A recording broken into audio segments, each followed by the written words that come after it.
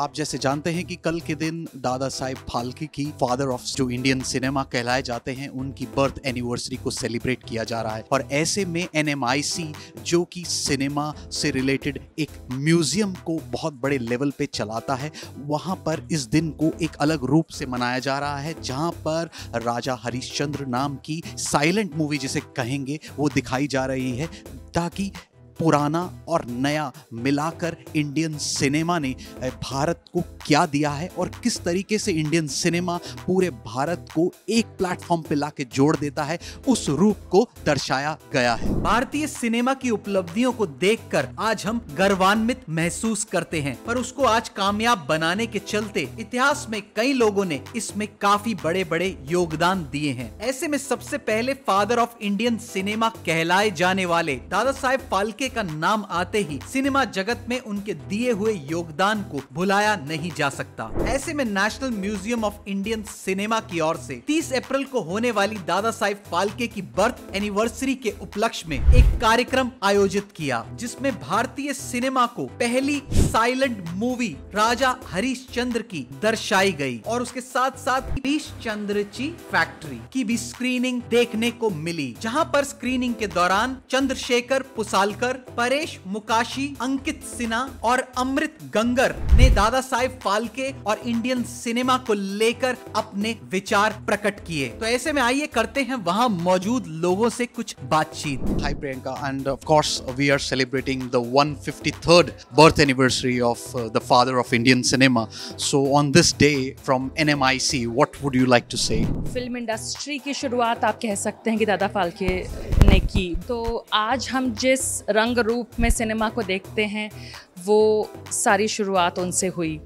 हमारे म्यूज़ियम में उनको डेडिकेटेड एक पूरा सेक्शन है which is dedicated to Dada Saheb Phalke and the era of silent cinema. So I would say this is probably, the only museum which in a very flagship way can take the responsibility of celebrating the grand persona of Dada Saheb Phalke. हम एक transformation का दौर देख रहे हैं और transformation में ये देखा जा रहा है, खास करके आज के इवेंट को देखते हुए, कि हम अपनी रूट्स को नहीं भूले। तो ऐसे में किस तरीके का मैसेज जाता है ऑब्वियसली कमिंग जनरेशन की तरफ, जो डिजिटल प्लेटफॉर्म्स को आज एक अलग ही स्तर पर ले गए हैं? म्यूजियम्स में ना बहुत से लोग थोड़ा सा ना इंटिमिडेटेड फील करते हैं। उसकी जगह म्यूजियम्स को ऐसा होना चाहिए कि हर इंसान, हर स्तर का, every economic background, every age group, every gender बहुत कॉन्फिडेंस से उसमें जाएं and they find a piece of themselves in the museum too, because it is cinema, right, which cuts across generations, which cuts across classes. और हम ये बहुत humility के साथ कहते हैं कि हम जितना अपनी हेरिटेज को, अपने अतीत को यहाँ पे सेलिब्रेट करते हैं, उतना ही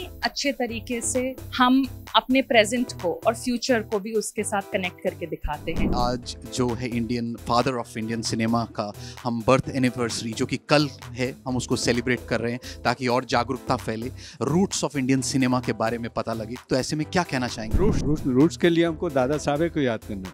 गवर्नमेंट ऑफ इंडिया ने स्वीकार किया कि ये भारत की पहली फिल्म राजा हरिश्चंद्र थी। उसका मैंने कारण दिया क्योंकि हरिश्चंद्र क्यों बनाई थी। महात्मा गांधी ने हरिश्चंद्र नाटक देखा था राजकोट में, जब ऑल्फ्रेड स्कूल में पढ़ रहे थे वो। उनकी आत्मकथा में इनका रेफरेंस है हरिश्चंद्र नाटक। हरिश्चंद्र का बहुत प्रभाव पड़ा था उन पर। ये ऑनेस्ट होना, प्रामाणिक होना, ये सब बातें जो हरिश्चंद्र की थी वो गांधी जी में आई थी, जो बचपन में देखी थी। तो ये सब इतिहास को जानना पड़ेगा हमको कि ये परिप्रेक्ष्य में ये राजा हरिश्चंद्र जो फिल्म है 1917 की जो हमने देखी थी, वो 2 रील देखी है हमने। इस बदलते दौर में आज इंडियन सिनेमा किस स्तर पर है और पुराने से कंपैरिजन किया जाए तो क्या हम बेटरमेंट की ओर जा रहे हैं? जो भूत और वर्तमान का जो कंपैरिजन है और फिर कहाँ जा रहे हैं भविष्य का जो है, उसका स्रोत है वो तो नदी है। ये जो नदी की माफिक बहता रहता है। तो ऐसे में आज जो सेलिब्रेशन हो रहा है 153rd birth anniversary of Phalke साहब, जो कि